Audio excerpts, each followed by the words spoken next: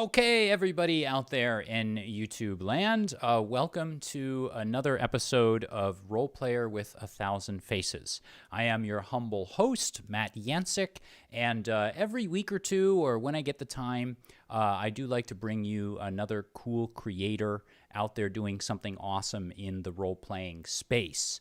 And tonight, I have someone very special, a show that's been a long time coming, and someone I've been seeking out for a while, and he's finally been able to, we've been able to reconcile our schedules and get him on.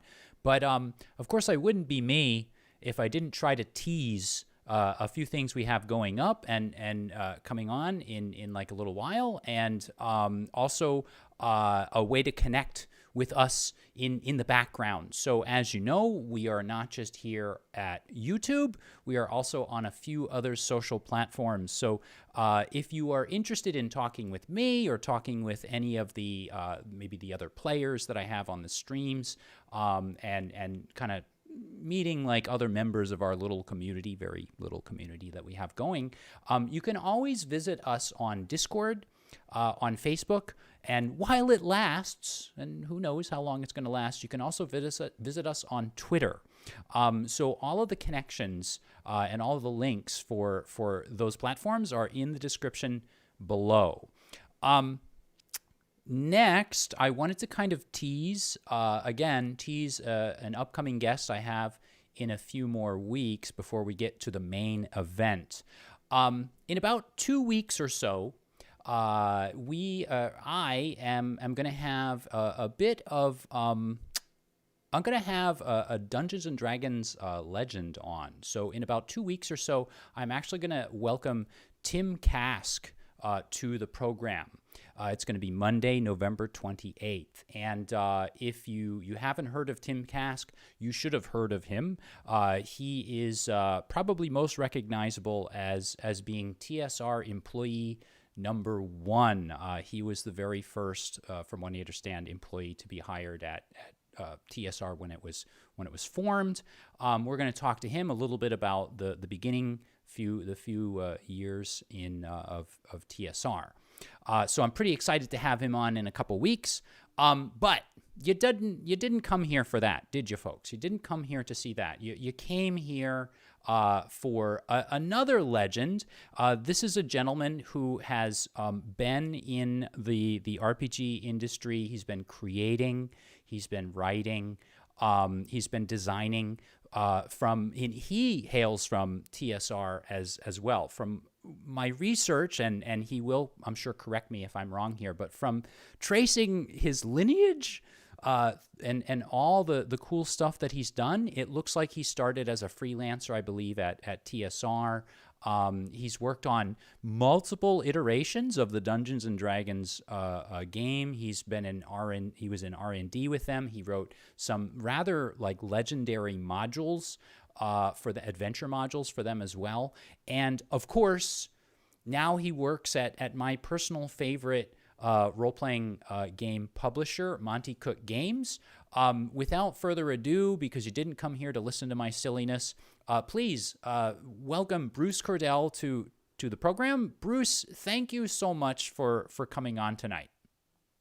Matt, thanks for having me. It's a pleasure to come and talk to you. Yeah, it's so awesome to have you. I know that tonight your time is limited, and I appreciate the moments that I appreciate you coming down from the mountain and sort of handing me your wisdom. So I'm going to try and get to like the nicer, like deeper questions here right off the bat. And of course, the deepest one I can think of at the moment is, you were a big D&D player, of course, in the 80s. Can you tell me a little bit about like what it was like playing in that era and what it was that caught your attention and kept your interest so much that you now work in the industry? Well, I was a kid, and not only was the concept of D&D new to me, it was new to the world, really. And when you see, as I did, it being played, I was in Boy Scouts, like Cub Scouts, Boy Scouts, and I was summer camp and watching the older scouts using like dungeon geomorphs, playing this scenario. It was kind of mind-boggling, because around every corner was excitement. You didn't know what was going to happen, not only because you didn't know, but I mean, because the game was so new, right? So Mm. that novelty seeking part of the brain just really lit up. And I pretty soon got my mom to buy me my own, box set, the blue box set of D&D, and I was kind of off to the races after that. What would you say? Were you running as a DM, or were you playing mostly? I assume if you have the As a box set, you're. When I was a kid, when I was that young, I was running. I got all my Boy Scout friends to play, and Mm. they loved it too. And I had a ready-made group right there, my patrol. A few years after that, in junior high, middle junior high, I made some friends that I'm still friends with today, and then I kind of traded back and forth GMing. Although the main GM was a guy named Monte Cook. I'm sorry. Who's Monte Cook? Is he famous somehow? Do people? Well, Did he go on to do he's been anything? he's also someone you may have heard of in the realm of D&D and role-playing games, Numenera. Yeah, so we were friends all the way back in junior high, high school. So we've been What friends ever since. what was it then that sort of started you off as the DM? Was it sort of like it got kind of thrust upon you, or were you genuinely into it when you were younger? Well, when I started, that was the only option, was Mm. for me to be the GM if I wanted my friends to play. And later, it was just the opportunity to bring my stuff into life. Then when it became my job, a few decades later, Mm. as a designer, you're kind of like the GM, right? I spend my entire day in the GM seat writing Mm. new scenarios, new adventures, new game rules for either the GM to, play, or rules for them to use, settings for them to apply to their game, Mm. or for players, new rules. I mean, it's still me giving players new opportunities. So as as it stands now, literally, I actually like playing more on when I'm not actually GMing. Oh. I end up GMing not very often that anymore. When I go to conventions, for instance, I get an opportunity to GM, and I'm like, "Ooh, I really enjoy this. I should do this more often." Right. But a lot of the times, I am happy to be the player since my day is filled with writing and Eh, GMing in a way. So, just to sort of like throw that sort of makes me think of something here. So, what is it? How do you see the differences between maybe the enjoyment that you get as a player versus as a game master, and maybe even as a designer too? I guess there are three kind of levels to that. I guess I'm positing that a GM and a designer feel pretty similar to me. Mm. Um, Even as a designer, I can kind of imagine the perfect player. Mm-hmm. Sometimes when you're the GM, you don't necessarily get the perfect players, or the players don't necessarily react in a way that you think, oh, they didn't get that. Oh, well. Mm-hmm. And as far as what was your question? What was the enjoyment you get Yeah, what is from? the like the difference in the joy you get? Because you had sort of mentioned how these days you kind of enjoy playing rather than GMing or DMing.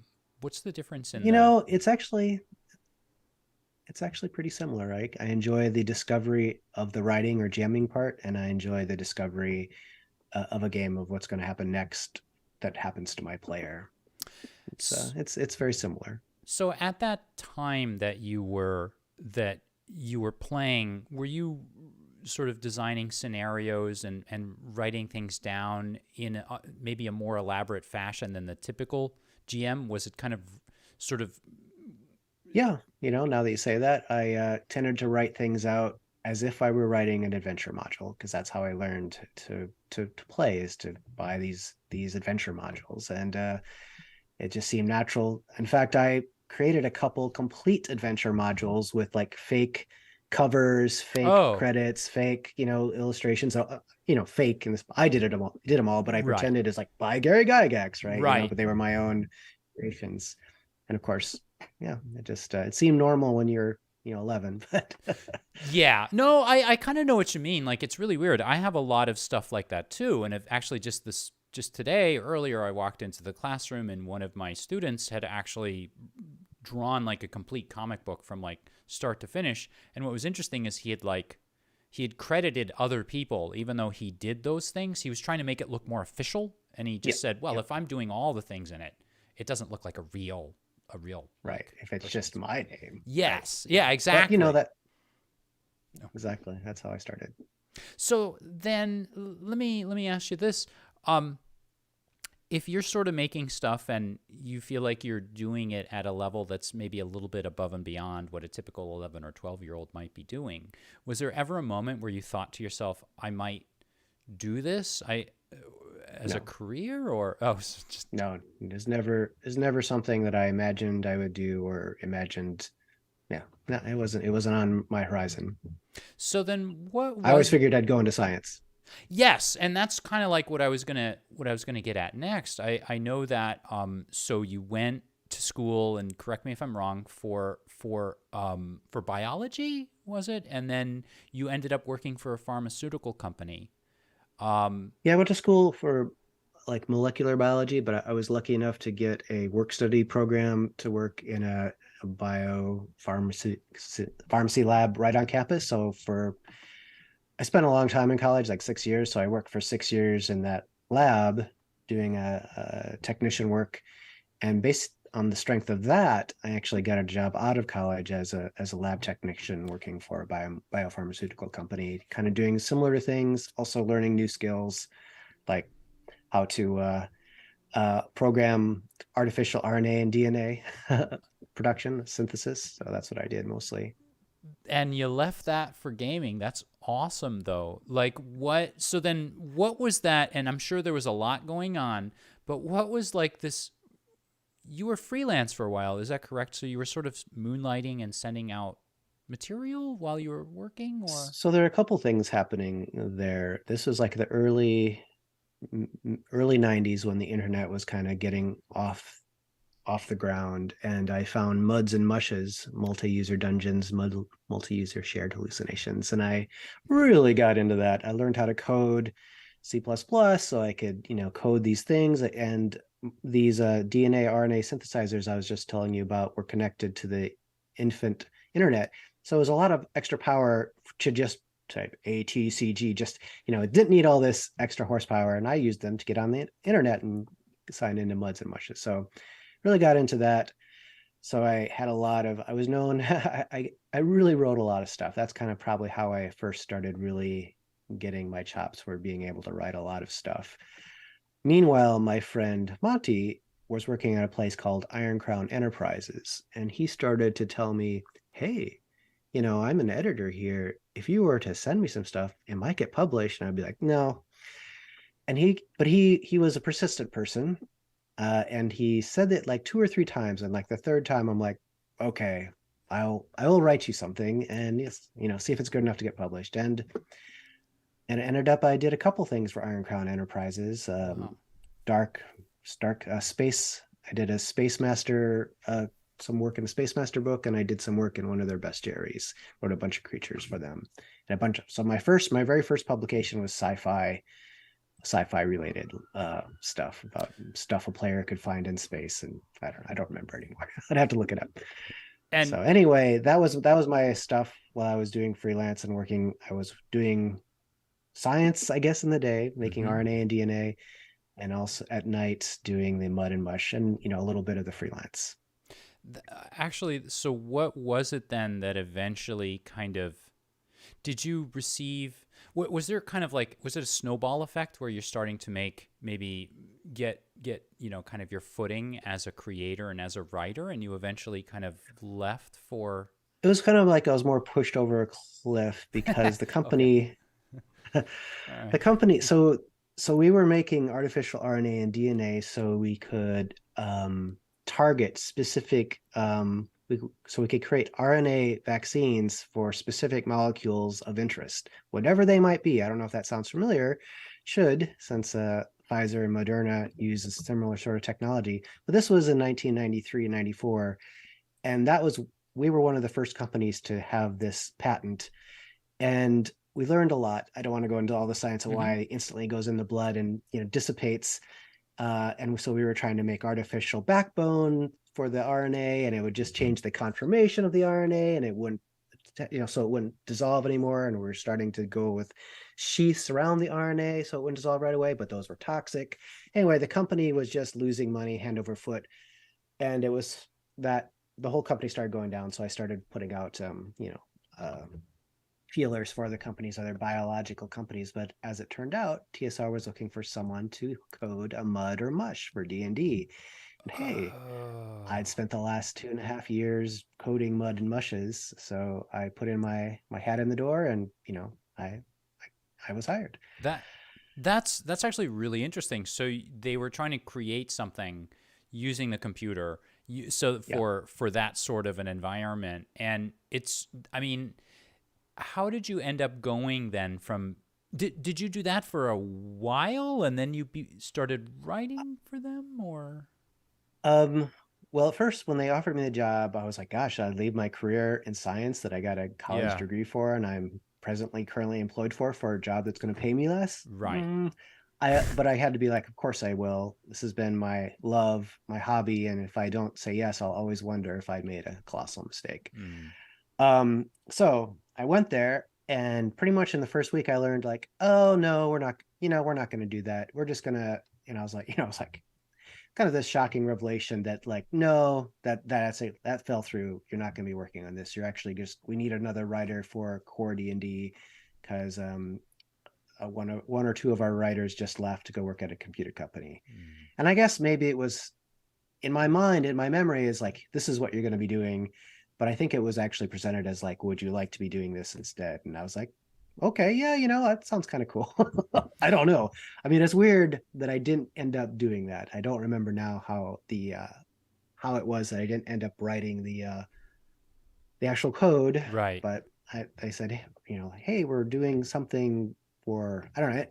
They gave me to work on Gates of Firestorm Peak, which is like this brand new module. It's like, hey, you want to write this thing up? I was like, okay. And Oh, that's how I started. And I never ended up, had a few attempts later on over the following 2 years to try and get that rolling again, but was never successful. it's And then it's Wizards bought us, and they had no interest in doing it either. that's really actually interesting to me. So you're hired for one thing, and then you kind of get there in your first week or two, and they sort of switch it out on you. And it sounds like they're giving you a bit of an option there with it as well. What what was it like going from where you were before to now working at TSR at a gaming company?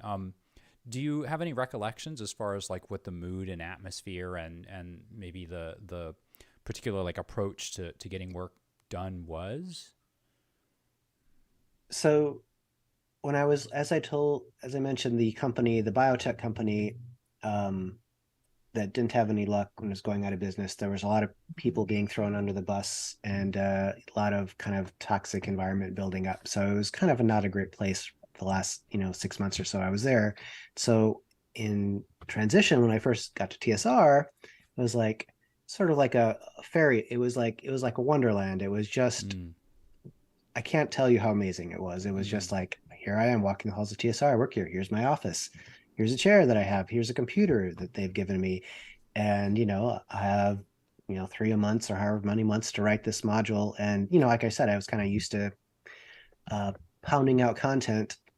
And I pretty quickly developed a technique for hitting my deadlines in order to alleviate any sort of stress or anxiety that I might otherwise have. And yeah, it was wonderful. I actually can't believe that they just handed me mm, this project, Gates Firestorm Peak. All they had was the name, and they wanted to make sure it would tie in with their players' options materials. Otherwise, I was free to do whatever I wanted to do. So I was like, and I had to use a couple poster maps, and make sure you put some cutout miniatures in it because there's a lot more emphasis on miniatures. So mm. it's kind of this big project that they just handed a completely newbie person to pull it off. So I guess I was lucky that I was able to handle it.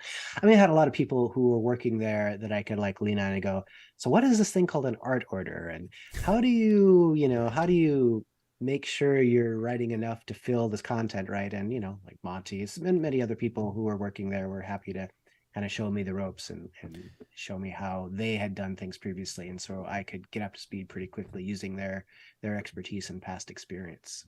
It's interesting that you say that you were handed the title or handed the title of the module, because when you said that I was a little surprised because I know that, and it was one thing I kind of wanted to ask you a little bit about is there's a little bit of a thread that runs through a lot of the stuff that you create, and there's a little bit of a maybe a Cordell verse, maybe kind of, because sometimes there's like little continuities and things like that. And I know that the game was, or the module was rather, it was rather Lovecraftian, was it not? Or like kind of it had that. That's how I ended up directing it. I decided the gates of Firestorm Peak was not only the gates of this dungeon, but this actual gate into this dimension that existed outside time, called the Far Realm, which had a very Lovecraftian bent to it. Yeah, definitely. And that what I ended up creating for that, I did end up connecting with various threads and various names and various characters in small bits and pieces through many of the stuff I then wrote for many more years after that, certainly in second edition and a little bit into third edition. Mm-hmm. I think that thread was kind of snipped in fourth edition, but yeah. What at that time, and I'm not certain 100% about what the exact years were, but it feels like you kind of came in, and I might be wrong on this, around the time that some of the our old guard had kind of left, and I think was Gary not there? He was not there because Lorraine Williams was running Lorraine Williams games at was in that charge. time. Yep. What Gary was gone. was there any sort of a how did you feel sort of coming into the company, and maybe I'm assuming that maybe the stuff that you grew up on and the stuff that you were sort of reading and working with and running off of was a lot of stuff from the kind of like the original team and all of that. Was there like did you feel like you're making a name kind of for yourself and sort of following, going off on your own things, or did you sort of feel like you were very much trying to sort of uphold the themes and the feeling of like when it was TSR was maybe founded, if that makes sense? I mean, what I was trying to do, I was trying to write the best things I could possibly write, to make a GM who picked up like a module, for instance, because I did end up writing a lot of modules and adventure material, like Return to the Tomb of Horror. I wanted them to just pick it up and be like, wow, and be excited, right? And so that was my driving goal. And so I would think about all the things, all the modules and the ways that different modules would format their entries and stuff, and try and emulate that if possible, or develop that if possible, to create that sense of excitement for a game master, right? Because the game master then is going to hopefully pass that passion and excitement along to their players. And Bruce is actually not mentioning, he's being modest now because he wrote, or he worked with Return to the Tomb of Horrors. He helped design and write it. And I have a quote from Gary Gygax where he says, "The new material is really excellent. Return is a whole mini campaign, not some rehash of previous work. It offers more by far than the old Tomb of Horrors, and it is more deadly too."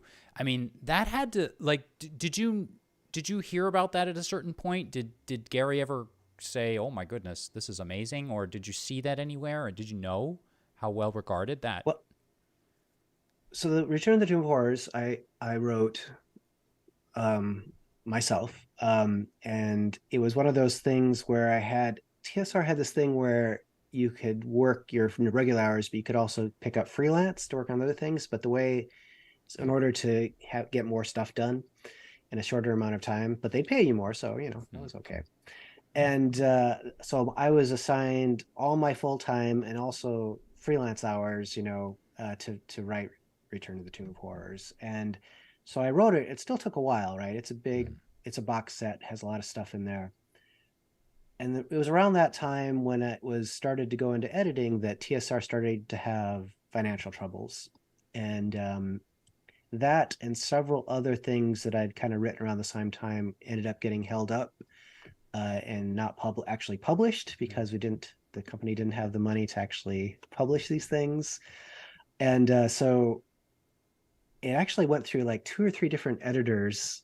I think it went through its first editor might have been let go before they even started. I think that might have been John Ratliff. although he ended up getting rehired. Yay, John. Um, but anyway, ultimately, yes. Finally we were at, I think we were at Wizards, and they had not renegotiated. They had developed a good new relationship with Gary Gygax because he had a very sour relationship, obviously, with Lorraine Williams. And they asked him to write a foreword to it, and he wrote that, and I was shown it, before it got published. I'm like, yay! Yes, that was kind of like, yeah, that was pretty amazing, as you can imagine. It was kind of, I don't want to, I don't know if it was the highlight of my gaming career because that happened in 2000, but it was up there. 22 What, years ago, I remember that pretty well. not only does Gary Pretty awesome. Gygax say that, but you win an Origins award for that. I mean, that's really stunning. Like I mean, it's really impressive. Like to see that connection for someone maybe like myself. I mean, maybe as a game designer, you talk to people in the industry every day, but I sort of feel like what's interesting about a lot of these titles that we're kind of talking about is that a lot of us, like, and when I say us, I guess I mean the regular people that are playing the games as opposed to maybe out there designing or writing them. I have such fond memories of playing so many of those modules. And the idea that you sort of complete that circle by writing a sequel or a continuation to probably what's, a person whose work is considered like is held in really high regard and as like the gold standard and all of that, to have someone like that compliment you on it. I mean, it's really impressive. And it let me ask you this. You were also, I guess, you were writing novels at that time. Is this about right? You were writing novels too for some of the settings and. So after Wizards got purchased the company, and actually many of us from TSR in Wisconsin, Lake Geneva, were brought out to Wizards. It was kind of like 2 or 3 years after that, maybe 3 years after that, maybe 4 years after that, that I was able to, because we had a novels department, and it was kind of one of those things like with Monty, but in reverse. I went to the novels department every year and said, "Hey, I could probably write something for you if you ever need a new author," and blah blah blah. And they're like, "Don't call us, we'll call you," sort of thing. So I did that for several years. Until finally said, we need a house. We have a house name here. His name is escaping me right now. It's been so many years. But the name of the novel said, we have a novel, under this house name. It's only 50,000 words. Think of it as a beginner novel. We'll try you out on this. And so that it was called Oath of Nerul. Hold on just 1 second. Oh, there he goes. Grab it for you. He's gonna show us. All right, that didn't take very long. This is your first novel ever published. Yeah, T.H. Lane was the name, and wow. That's one of the D&D characters who was a monk, and I was taking martial arts at the time too, so it was very very exciting for me to write it, and then have to prune back all the martial arts in that and later novels where I had other monk characters show up as well. But yeah. And I guess they liked it enough that they offered me other opportunities and contracts to continue writing with my own name instead of a house name. So that was good. That's so interesting. That's really kind of funny. What was it that made you keep going back? And I mean, obviously it's something you want to do. What made you keep going back and kind of knocking on the door and saying, "Hey, I can do something for you"? Well, I'm a voracious reader. I love fantasy and science fiction books, in addition to liking novels, and I felt like I had something in me that other people might enjoy. So that was it, I guess. I don't know. That was weird. Now that you say that, why did I? That's asking for more work outside of work. I did a lot of that, but it's interesting to me though, because and of course you know your own life and I don't, but in looking around and researching you, because I try my best to look people up before I talk to them, I didn't see much about novel writing or story writing like in the beginning. I feel like it just sort of happened at a certain point when I was looking through research, and there's like a moment where like suddenly you're writing a few books, and they're for they're for the publisher, but you're still doing that. So it made me sort of think when you said you're knocking on the door, like, was this something that was kind of going on in the background?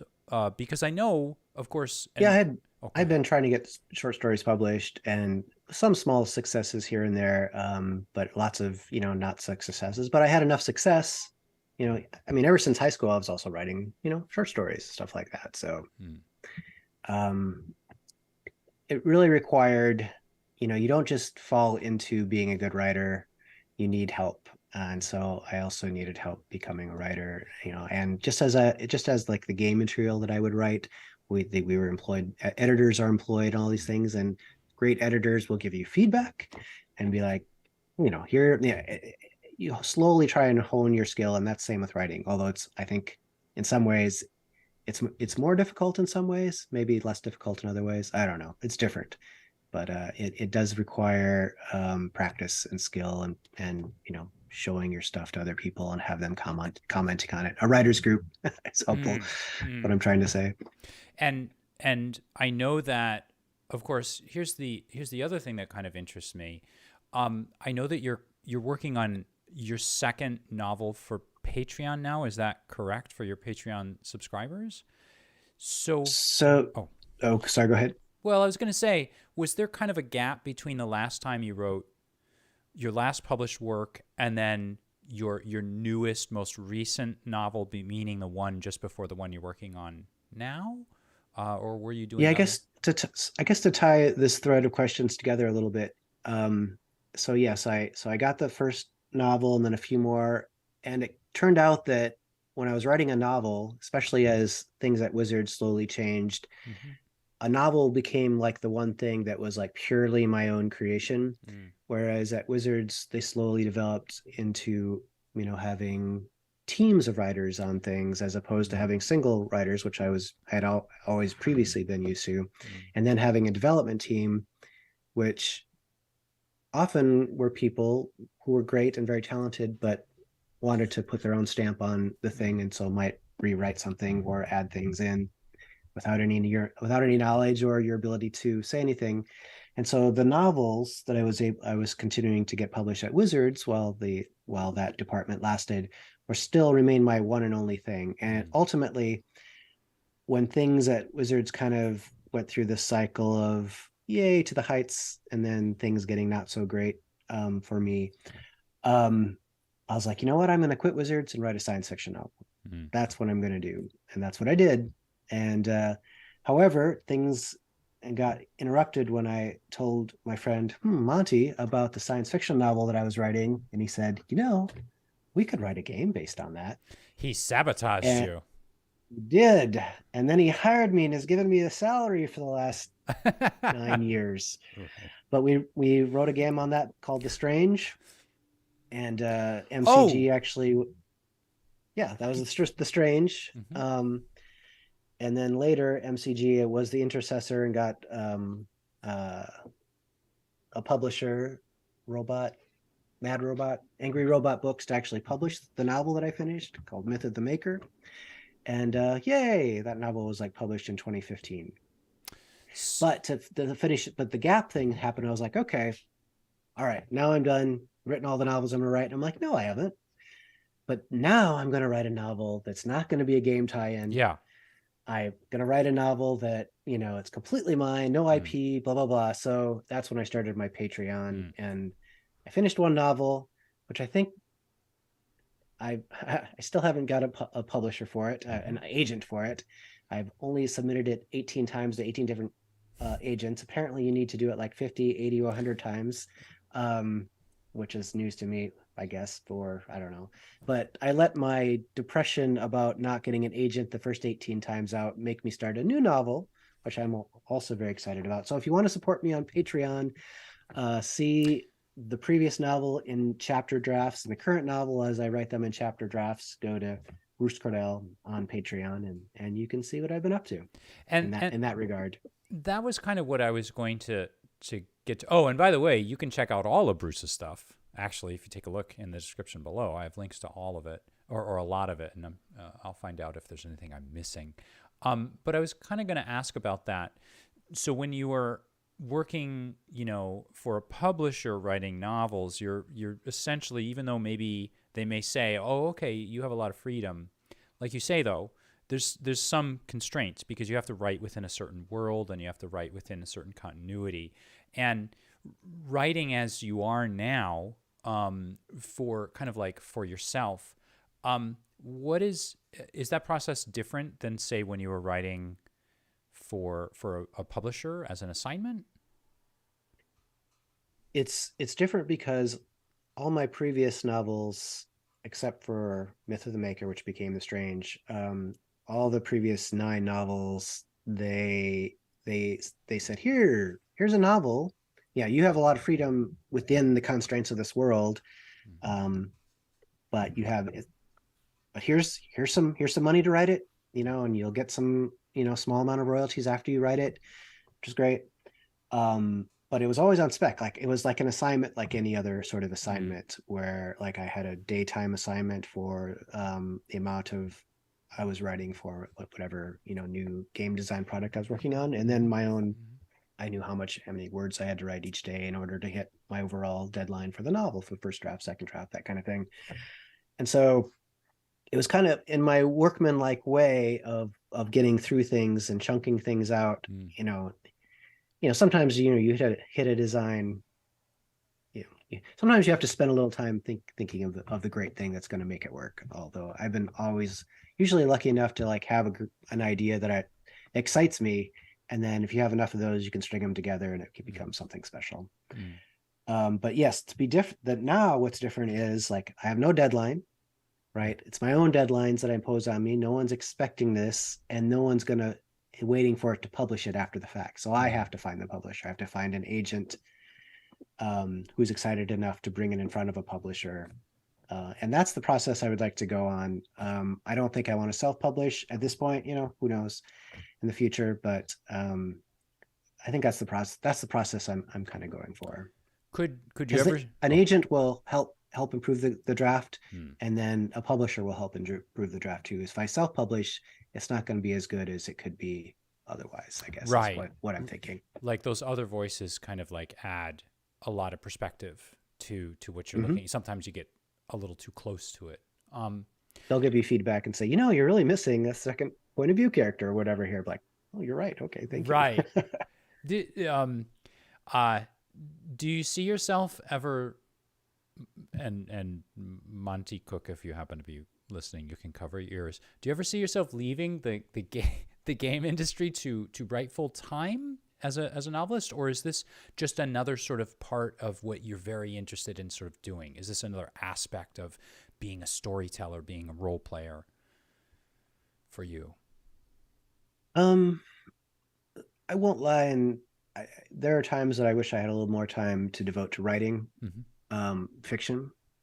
But on the other hand, writing fiction, as you can tell, is really hard to make a living at. Whereas weirdly, writing role playing game material has at least proven for me be a very reliable way of making a living at. And I'm also very passionate about it, and find it very exciting and enjoyable. And at MCG over the last 9 years since I've been there, there haven't been these swings of like, company's great, oh Mm. no, the company's been bought by Hasbro and things are kind of heading in a scary direction, sort of thing like that. So yeah, it's things are looking great, and as long as I can kind of keep doing both, I think I'll be happy. I can imagine retiring, Mm-hmm. um and maybe still writing, because I don't want to retire and do nothing, right? I want to keep my brain engaged, and it's still 10, 15 years away. Mm. Do you think that have you sort of learned any lessons between writing, say, straight narrative prose versus writing or designing or creating for a game that you're going to put in someone else's hands? So maybe besides like the fact that I guess back at TSR and Wizards of the Coast, you're dealing with a licensed, well, not a licensed property. You're dealing with like the in-house property. But now that you're at MCG, it feels like you have a lot of freedom to sort of create what you want. Is there a difference between the freedom you have as a game designer, senior designer, versus the freedom you have as a novelist? Is there any like overlap between the two, or do you have to pull back on something when you work in one field or the other? I mean, every so often I do work on a project that I conceive completely, or primarily, in at MCG, like the Gods of the Fall, the Stars Are Fire. Um, I did a lot of the design and conception work on Path of the Planebreaker, which Mm-hmm. came out really recently.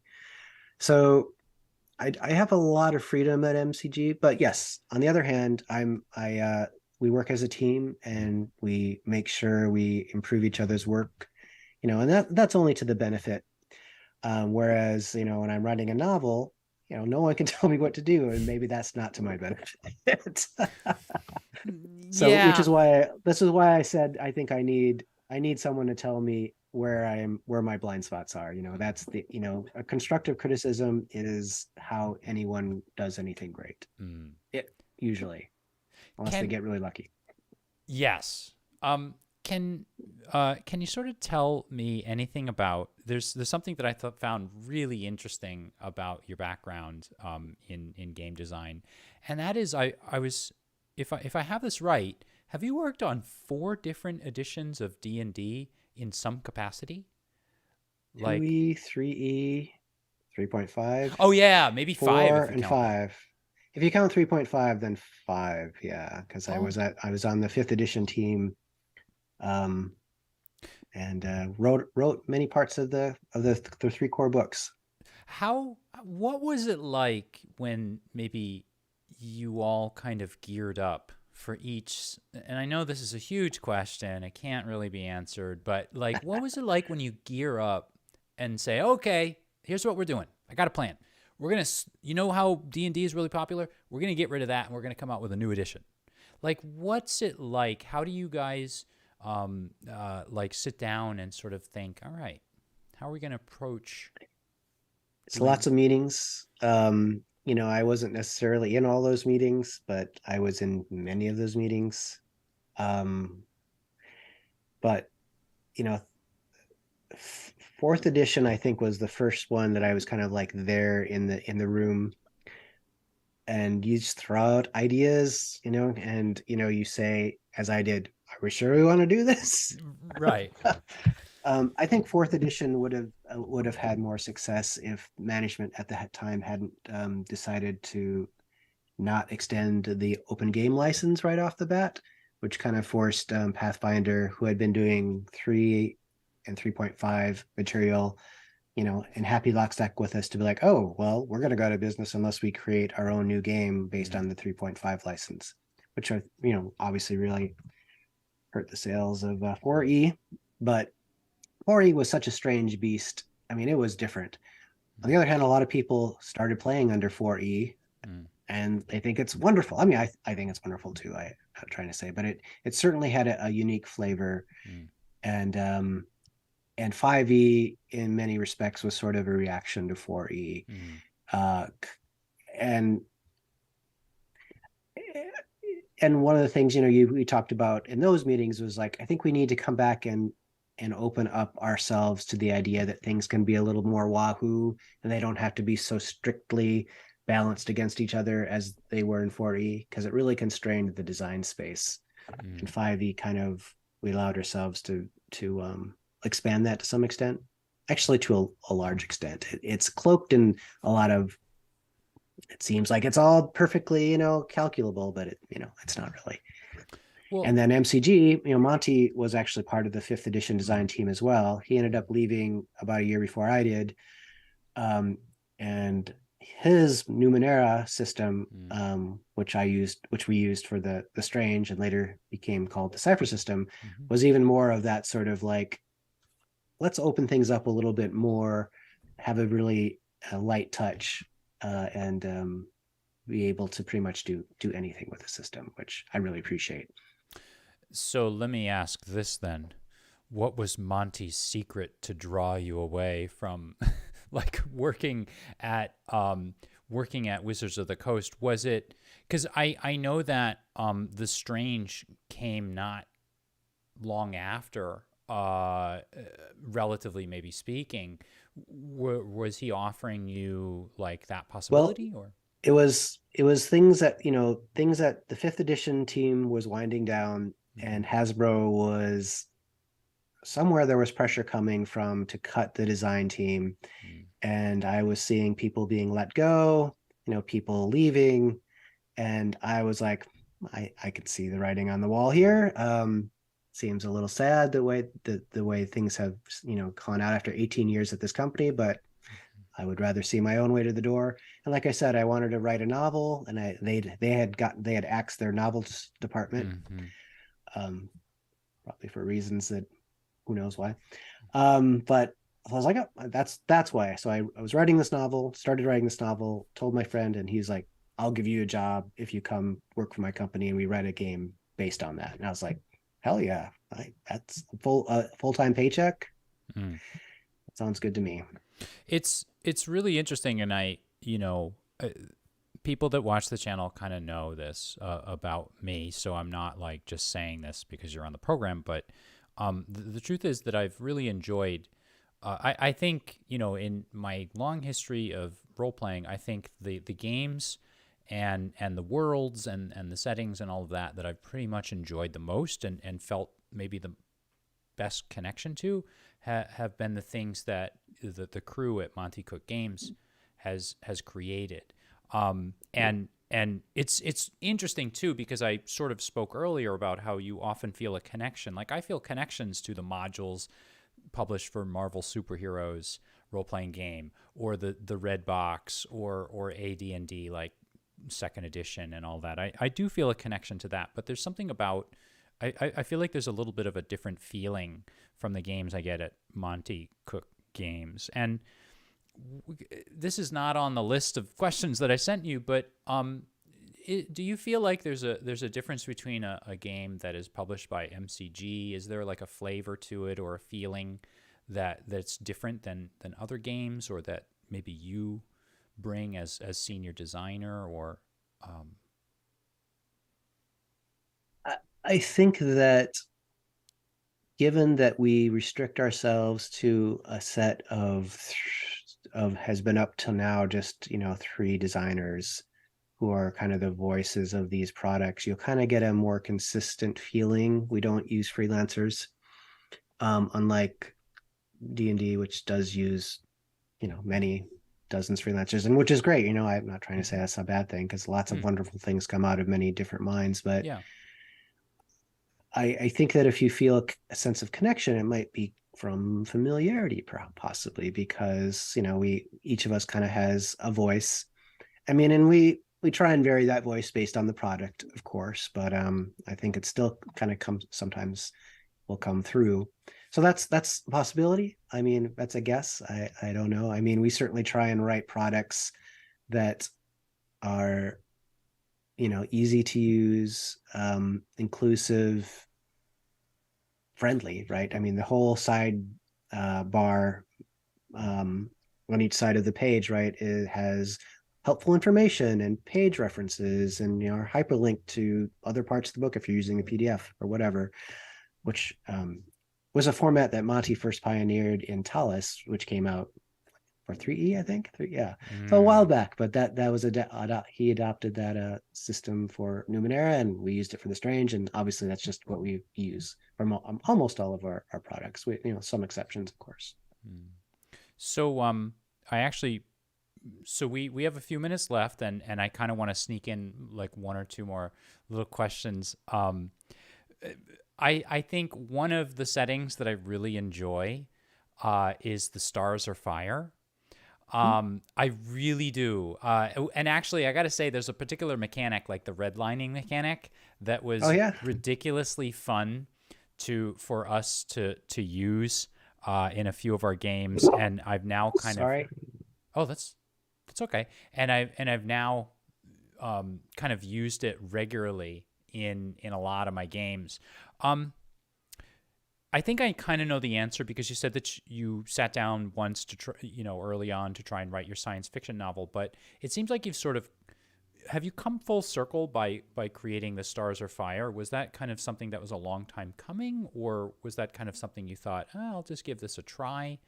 Um, what was some of the inspiration and where did it come from?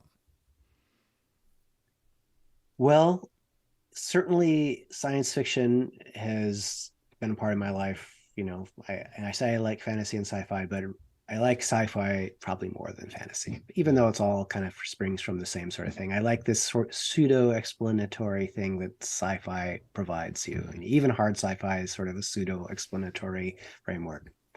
I mean, I went into science, as my goal.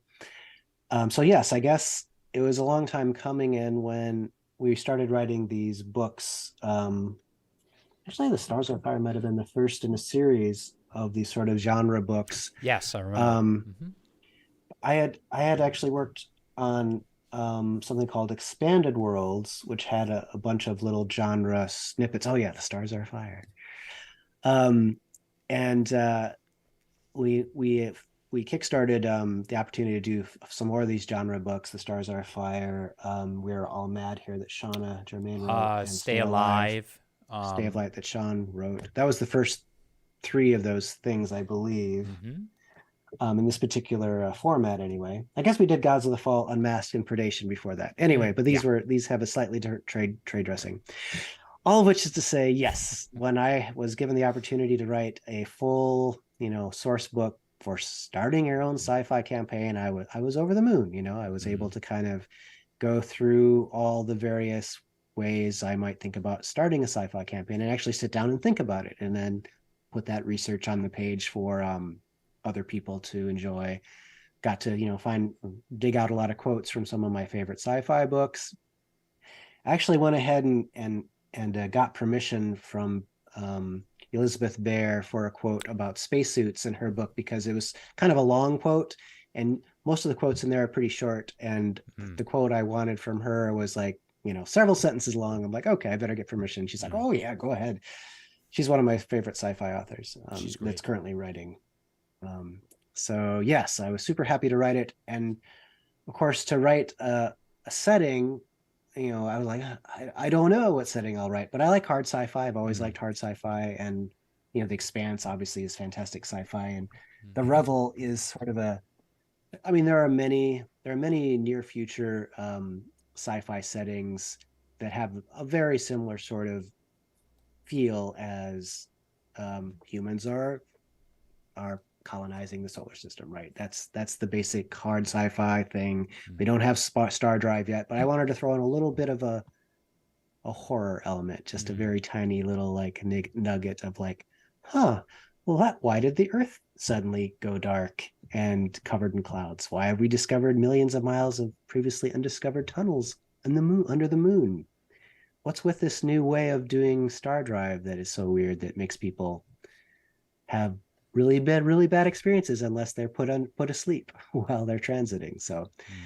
but that's kind of some of these little nuggets that go along with this hard sci-fi setting, and utilizing a lot of the other elements of the book, which in some ways is a big shopping catalog for Mm-hmm. all your sci-fi needs, all graded according to contemporary technology, hard technology, or wahoo, I don't remember exactly the words I use, fantastic, Yeah, Star yeah. Wars style technology. That's kind of like one of the things that I really enjoyed about it.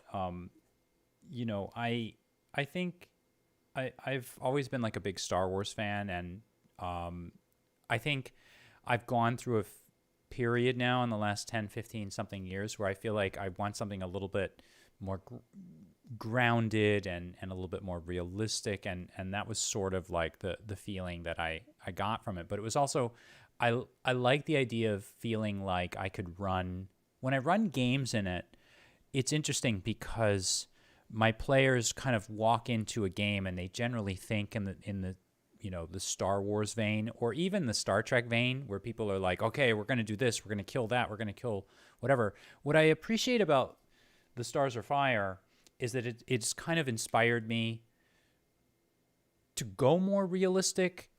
you know, like I'll have moments where the players will say something like, okay, I'm going to take my you know, pod and I'm going to turn it and then I'm going to just ram the other ship. And I'm like, you work for like a space agency. Are you actually going to take this multi-trillion-dollar ship, ram it into the side, risk a lawsuit, and not only that, but killing yourself and the people inside? And what I like is it gives me a good, nice way of sort of grounding my stories. And this is going to sound odd, but like all the killing is removed from my stories. I don't know if that makes any sense, but maybe to another role player, it does sort of make some sense. Mm-hmm. I enjoy, that sounds awesome. I enjoy that very much. Well, let me ask you one final question, and then I guess I'll let you I'll let you squeak out. Is there like something in particular in like a creation of yours or something that you've worked on that you're particularly like proud of or want people to know about, or you're just super satisfied with and happy? I didn't read to the end of your questions, but I didn't think we'd make it. Sure. There is some other smaller or genre books I did. Shauna and I worked on First Responders, which I would say, is pretty cool. But Yes. something I also did right around that time is called The Origin. And it's a genre book for, I think of it as X-Files meets contemporary superheroes. And it is how players are getting, surprised, getting weird abilities suddenly after you only suddenly. So some people have this memory of when the Earth was destroyed. Obviously, the Earth isn't destroyed, but if you have that memory, you're going to eventually develop weird powers. And you're going to have to figure out how to use those weird powers before they kill you or one of your friends. And then you've got all these secret agencies and other intelligences wandering about in a contemporary setting, our current life setting, but it's all under the radar. Like no one knows they're superheroes, or they're not superheroes. There's people with extraordinary abilities, hiding, trying to live their lives. And, it just kind of weaves a campaign together that I find really compelling because it matches real life with the extraordinary. So. Well, Bruce, thank you very much for your time. I know you have you got I believe it's a game you're running to. Gotta vamoose, but thank you so much. I really appreciate your time, and I want to thank you, and I actually want to thank Latia Jacques, who has been the person that she kind of started me off. She's the first person I talked to arrange an interview for when I started doing my channel like a year and a half or 2 years ago. Yeah. And she was the person that arranged this interview. So I just want to say thank you to her for arranging great interviews with the MCG crew and with Bruce in particular for tonight. So for all of you out there who've been... I'm sorry. The dogs I have it on that, you know what that sound is, folks. That means the show's coming to an end. So thank you very much. I'm letting Bruce out. We're letting Bruce out so he can get going. Thank you all very much for watching tonight. Everybody out there, have a great game and stay safe.